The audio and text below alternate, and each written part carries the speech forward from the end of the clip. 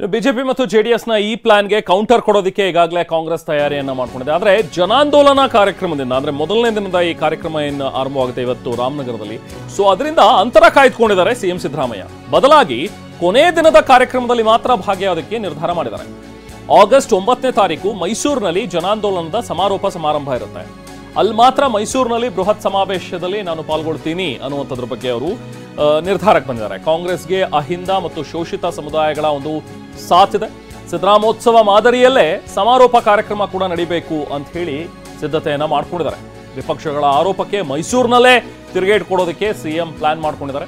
ಸದ್ಯ ತಮ್ಮ ವಿರುದ್ಧ ಮುಡಾ ಹಗರಣ ಆರೋಪ ಏನಿದೆಯಲ್ಲ, ಸೊ ಅದಕ್ಕೆ ಸಂಬಂಧಪಟ್ಟಂತೆ ಇವತ್ತು ಜನಾಂದೋಲನ ಕಾರ್ಯಕ್ರಮ ರಾಮನಗರದಲ್ಲಿ ಏನು ಆರಂಭವಾಗುತ್ತೆ. ಆದರೆ ಮೊದಲ ದಿನ ತಾವು ಭಾಗಿಯಾಗೋದಿಲ್ಲ, ಪ್ರತಿ ಭಾಗಕ್ಕೂ ಹೋಗಿ ಭಾಷಣ ಮಾಡೋದು ಸರಿ ಇರೋದಿಲ್ಲ ಅಂತ ಹೇಳಿ ತೀರ್ಮಾನ ಮಾಡ್ದಂಗಿದೆ ಸಿಎಂ ಸಿದ್ದರಾಮಯ್ಯ. ಸೊ ಹಾಗಾಗಿ ಇವತ್ತು ಸದ್ಯಕ್ಕೆ ಅವರು ಮೈಸೂರಲ್ಲಿದ್ದಾರೆ. ಅದಾದ ನಂತರ ನಂಜನಗೂಡಿಗೆ ಹೋಗಬೇಕು, ಅಲ್ಲಿ ನೆರೆಪೀಡಿತ ಪ್ರದೇಶಗಳಿಗೆ ತೆರಳ್ತಾರೆ. ಅದಾದ ನಂತರ ಹಾಸನ ಜಿಲ್ಲೆಯಲ್ಲಿ ಏನೆಲ್ಲ ಬೆಳೆ ಹಾನಿಯಾಗಿದೆ, ಮಳೆಯಿಂದಾಗಿ ಏನೆಲ್ಲ ಸಮಸ್ಯೆಗಳಾಗಿದೆ, ಆ ಪ್ರದೇಶಕ್ಕೆ ಭೇಟಿ ನೀಡಿ ಪರಿಶೀಲನೆಯನ್ನು ನಡೆಸ್ತಾರೆ. ಮಧ್ಯಾಹ್ನದ ಬಳಿಕ ವಾಪಸ್ ಬೆಂಗಳೂರಿಗೆ ಅವರು ತೆರಳ್ತಾರೆ. ಸದ್ಯಕ್ಕೆ ಟಿಪಿ ಇರುವಂಥದ್ದು ಸಿದ್ದರಾಮಯ್ಯ ಅವ್ರದ್ದು ಇದು. ಸೊ ಹಾಗಾಗಿ ಸಿದ್ದರಾಮಯ್ಯ ಬಹುಶಃ ಇವತ್ತು ರಾಮನಗರಕ್ಕೆ ತೆರಳುತ್ತಾ ಇಲ್ಲ. ಯಾಕಂದರೆ ಅವರು ನಿರ್ಧರಿಸಿರೋ ಪ್ರಕಾರ ಜನಾಂದೋಲನ ಕಾರ್ಯಕ್ರಮ ನಡೀಲಿ, ಅಲ್ಲಲ್ಲಿ ಹೋಗಿ ಸಮಾವೇಶಗಳು ನಡೆಯುತ್ತೆ. ಈಗೇನು ಬಿಜೆಪಿ ಮತ್ತು JDS ಪಾದಯಾತ್ರೆಯನ್ನು ಹಮ್ಮಿಕೊಂಡಿದ್ದಾರೆ ಬೆಂಗಳೂರಿಂದ ಮೈಸೂರು ತನಕ. ಸೊ ಅವರು ಸಾಗುವಂಥ ಒಂದು ಮಾರ್ಗ ಮಧ್ಯದಲ್ಲೇ ಕಾಂಗ್ರೆಸ್ನಿಂದಲೂ ಕೂಡ ಜನಾಂದೋಲನ ಕಾರ್ಯಕ್ರಮವನ್ನು ಹಮ್ಮಿಕೊಂಡಿರುವಂಥದ್ದು.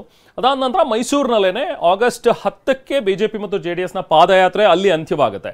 ಅದಕ್ಕೂ ಮುಂಚೆ ಆಗಸ್ಟ್ 9ನೇ ತಾರೀಕೇನೆ ಕಾಂಗ್ರೆಸ್ನಿಂದ ಜನಾಂದೋಲನ ಕಾರ್ಯಕ್ರಮದ ಸಮಾರೋಪ ಕಾರ್ಯಕ್ರಮವನ್ನು ಮೈಸೂರಿನಲ್ಲಿ ಇಟ್ಕೊಂಡಿದ್ದಾರೆ. ಎಲ್ಲ ಕಡೆನೂ ಹೋಗಿ ಈ ಮುಡಾ ಹಗರಣದ ಬಗ್ಗೆ ಮಾತಾಡೋದು ಅಥವಾ ಸ್ಪಷ್ಟೀಕರಣವನ್ನು ಕೊಡೋದು ಸರಿ ಬರೋದಿಲ್ಲ. ಹಾಗಾಗಿ 9ನೇ ತಾರೀಕು ಏನು ಮೈಸೂರಲ್ಲಿ ಇರುತ್ತಲ್ಲ ಸಮಾರೋಪ ಸಮಾರಂಭ, ಅಲ್ಲೇ ಮಾತಾಡೋಣ ಅಂತ ಹೇಳಿ ಸಿಎಂ ನಿರ್ಧರಿಸಿದಂತೆ ಕಾಣ್ತಾ ಇದೆ.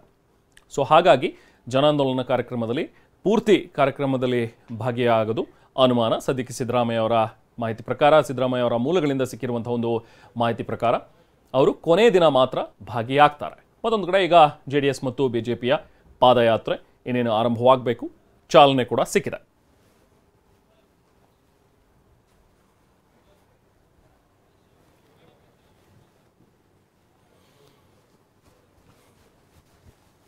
ಕೆಂಗೇರಿಯ ಕೆಂಪಮ್ಮ ದೇವಸ್ಥಾನದಲ್ಲಿ ಪೂಜೆಯನ್ನು ನೆರವೇರಿಸಿ ಅದಾದ ನಂತರ ಕೆಂಗೇರಿಯಿಂದನೇ ತಮ್ಮ ಪಾದಯಾತ್ರೆಯನ್ನು ಆರಂಭಿಸ್ತಾ ಇದ್ದಾರೆ. ಕಾರ್ಯಕ್ರಮದಲ್ಲಿ ಈಗ ಯಡಿಯೂರಪ್ಪ ಆದಿಯಾಗಿ ಬಿಜೆಪಿಯ ಹಿರಿಯ ಮುಖಂಡರೆಲ್ಲರೂ ಕೂಡ ಭಾಗಿಯಾಗಿದ್ದಾರೆ. ಇನ್ನು JDSನ ಕುಮಾರಸ್ವಾಮಿ ಕೂಡ ಭಾಗಿಯಾಗಿರುವಂಥದ್ದನ್ನು ನೋಡ್ತಾ ಇದ್ದೀವಿ.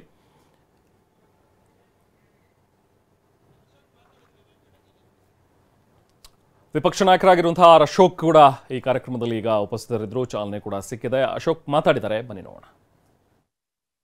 ಈ ಹೋರಾಟಕ್ಕೆ ಒಂದು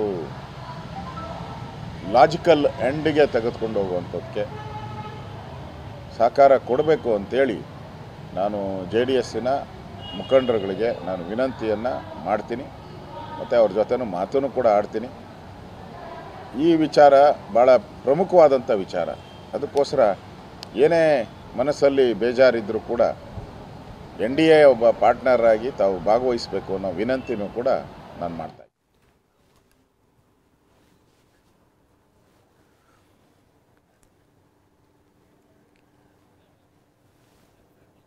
ಒಟ್ಟಿನಲ್ಲಿ ಇವಾಗ ಒಂದು ಕಡೆ ಬಿಜೆಪಿ ಮತ್ತು JDSನ ಒಂದು ಕಾರ್ಯಕ್ರಮ, ಜನಾಂದೋಲನ ಕಾರ್ಯಕ್ರಮ ಬೆಂಗಳೂರಿಂದ ಮೈಸೂರು ತನಕನೂ ಕೂಡ ಅವರು ಪಾದಯಾತ್ರೆಯನ್ನು ನಡೆಸ್ತಾರೆ. ಇವತ್ತು ಆರಂಭವಾಗುವಂತಹ ಪಾದಯಾತ್ರೆ ಸುಮಾರು ಒಂದು 16 ಕಿಲೋಮೀಟರ್ ಇವತ್ತು ನಡೀತಾರೆ.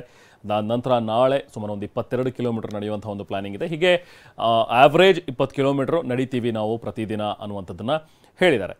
ಸೊ ಒಂದೊಂದು ದಿನ ಹೆಚ್ಚು ಕಮ್ಮಿನೂ ಆಗಬಹುದು, ಬಟ್ 20 ಕಿಲೋಮೀಟರ್ ಅಂತೂ ನಡೆಯೋ ಟಾರ್ಗೆಟ್ ಇದೆ ಅನ್ನುವಂಥದ್ದನ್ನು ತಿಳಿಸಿದ್ದಾರೆ ಬಿಜೆಪಿಯವರು. ಒಟ್ಟು 8 ದಿನಗಳ ಕಾಲ ನಡೆಯಲಿಕ್ಕಿರುವಂಥ ಈ ಪಾದಯಾತ್ರೆಯ ಒಂದು ಕಾರ್ಯಕ್ರಮಗಳು ಅಲ್ಲಲ್ಲಿ ನಿಂತು ಸಮಾವೇಶಗಳನ್ನು ಮಾಡ್ತಾ ಬಿಜೆಪಿ ಮತ್ತು JDSನ ಕಾರ್ಯಕರ್ತರು ಇದರಲ್ಲಿ ಪಾದಯಾತ್ರೆಯಲ್ಲಿ ಇರ್ತಾರೆ. ಕೆಲವೊಂದಷ್ಟು ಜನ ಮುಖಂಡರುಗಳು ಕೂಡ ಈಗ ಬೆಂಗಳೂರಿನಿಂದ ಮೈಸೂರುವರೆಗೂ ಕೂಡ ಕಾಲ್ನಡಿಗೆಯಲ್ಲಿ ತೆರಳುತ್ತಾರೆ. ಇದಕ್ಕೆ ಕೌಂಟರ್ ಆಗಿ ಈಗ ಕಾಂಗ್ರೆಸ್ ಕೂಡ ಹಮ್ಮಿಕೊಂಡಿರುವಂತಹ ಒಂದು ಕಾರ್ಯಕ್ರಮ, ಅದು ಜನಾಂದೋಲನ ಕಾರ್ಯಕ್ರಮ. इनकम टैक्स में छापे में तुम्हारे घर से 47 लाख और तुम्हारे सहयोगियों के घर से 11 करोड़ रुपया निकला है।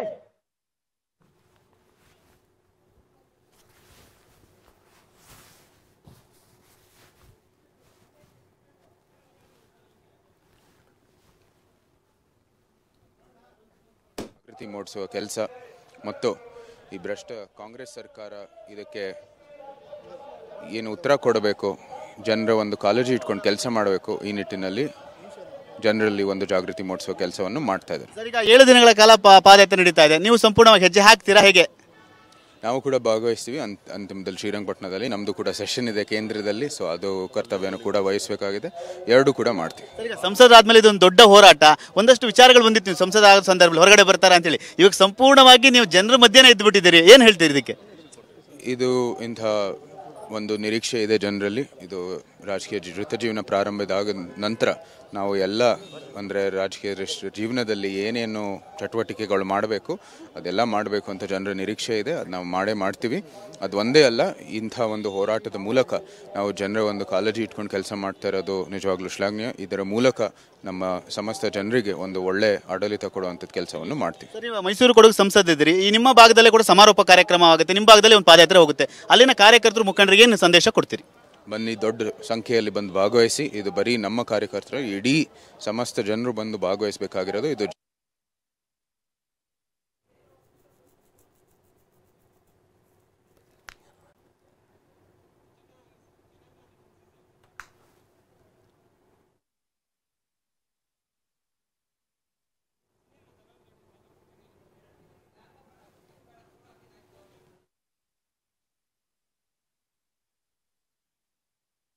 ಮತ್ತು JDS ಹಮ್ಮಿಕೊಂಡಿರುವಂತಹ ಒಂದು ಪಾದಯಾತ್ರೆ ಈಗ ಚಾಲನೆ ಕೂಡ ಸಿಕ್ಕಿದೆ. ಇನ್ನೇನು ಸ್ವಲ್ಪ ಹೊತ್ತಲ್ಲಿ ಪಾದಯಾತ್ರೆ ಆರಂಭವಾಗುತ್ತೆ.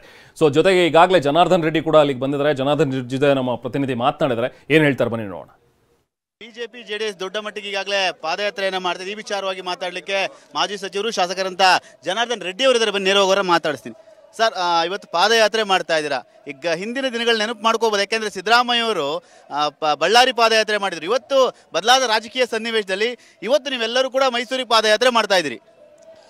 ನೋಡಿ, ಅವತ್ತು ಸಿದ್ದರಾಮಯ್ಯನವರು ಕೇವಲ ಅಧಿಕಾರದ ಆಸೆಗೋಸ್ಕರ, ಒಬ್ಬ ಮುಖ್ಯಮಂತ್ರಿ ಸ್ಥಾನ ಪಡ್ಕೊಳ್ಳೋದಕ್ಕೋಸ್ಕರ ಇಲ್ಲ ಸಲ್ಲದ ಆರೋಪಗಳನ್ನು ಮಾಡಿ ನಮ್ಮ ಮೇಲೆ ಇವತ್ತು ಅವರು ಪಾದಯಾತ್ರೆ ಮಾಡಿದರು 14 ವರ್ಷಗಳ ಹಿಂದೆ.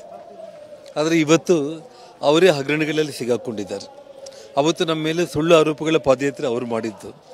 ಇವತ್ತು ಭಾರತೀಯ ಜನತಾ ಪಕ್ಷ ಸತ್ಯದ ಹಾದಿಯಲ್ಲಿ ಮಾಡ್ತಾ ಇರುವಂಥ ಪಾದಯಾತ್ರೆ ಇದೆ ಅಂತ ನಾನು ಹೇಳಬಲ್ಲೆ. ನಾನು ಏನಂತಂದರೆ, ಇವತ್ತು ಅವರು ವಾಲ್ಮೀಕಿ ಹಗರಣ ಆಗಿರ್ಬೋದು, ಮುಡಾ ಹಗರಣ ಆಗಿರ್ಬೋದು, ನೇರವಾಗಿ ಇವತ್ತು ಈ ರಾಜ್ಯದ ಮುಖ್ಯಮಂತ್ರಿಗಳು ಹಗರಣಗಳೆಲ್ಲ ಅವರು ಸಿಲುಕಾಕೊಂಡಿದ್ದಾರೆ.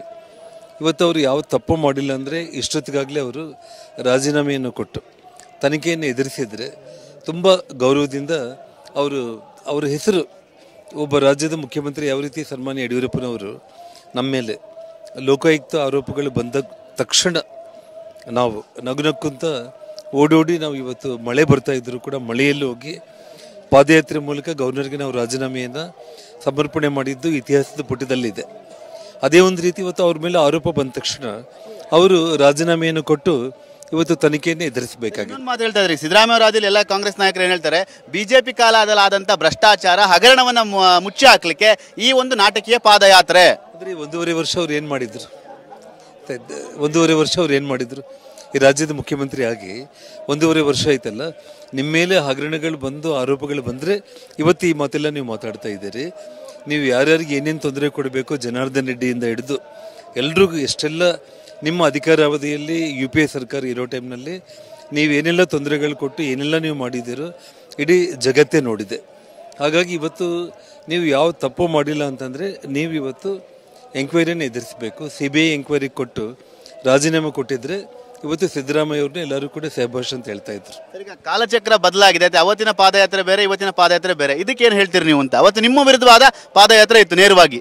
ನೋಡಿ, ಅವತ್ತು ಇಡೀ ಕರ್ನಾಟಕ ರಾಜ್ಯದಲ್ಲಿ ತುಂಬ ಪ್ರಬಲವಾಗಿ ಇವತ್ತು ಒಳ್ಳೆ ಹೆಸರನ್ನು ಪಡ್ಕೊಂಡಿರೋ ನಮಗೆ ಖಳನಾಯಕರ ಪಟ್ಟ ಕಟ್ಟೋದಕ್ಕೆ ಅಧಿಕಾರ ಆಸೆಗೋಸ್ಕರ ಈ ರಾಜ್ಯದ ಮುಖ್ಯಮಂತ್ರಿ ಆಗಬೇಕು ಅಂತೇಳಿ ಒಂದು ಸುಳ್ಳಿನ ಆರೋಪಗಳನ್ನು ಮಾಡಿ ಒಂದು ಪಾದಯಾತ್ರೆ ಮಾಡಿರುವಂಥದ್ದು ಆ ಸಂದರ್ಭ. ಆ ಒಂದು ಸುಳ್ಳು ಆರೋಪಗಳನ್ನ ಮಾಡಿರುವಂಥ ಪಾಪದ ಕರ್ಮದ ಫಲ ಇವತ್ತು ಅವರು ಮುಖ್ಯಮಂತ್ರಿಯಾಗಿ ಮುಡಾ ಹಗರಣದಲ್ಲಿ ಇಡೀ ಕುಟುಂಬನೇ ಸಿಲುಕಾಕೊಂಡಿದ್ದಾರೆ.